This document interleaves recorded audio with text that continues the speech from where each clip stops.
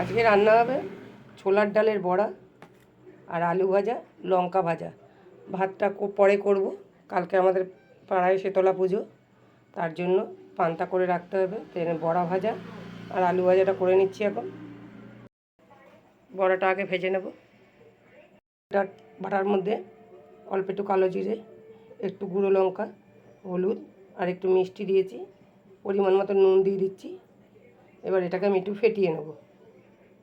ফেটিয়ে নিয়েছি, ছোটো ছোটো করে ছেড়ে দেবো। এবার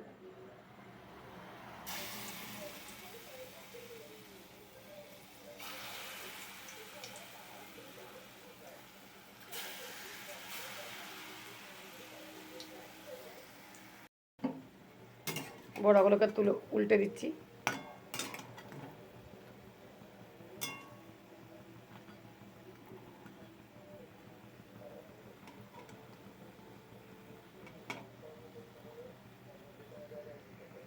নিচ্ছি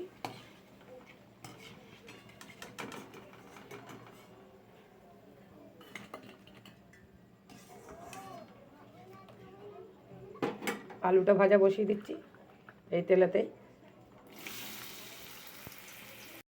নুন দিয়ে দিচ্ছি একটু অল্প করে।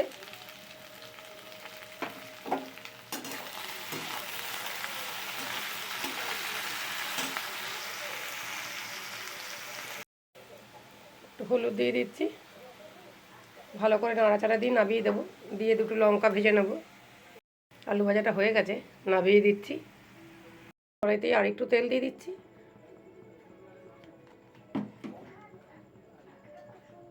সঙ্গে কিছু শুকনো লঙ্কা দিয়ে দিচ্ছি। এগুলোকে ভেজে রেখে দেবো। যদি আমার ভিডিও ভালো লাগে তাহলে একটা লাইক, একটা কমেন্ট, একটা শেয়ার করে দেবেন। ধন্যবাদ।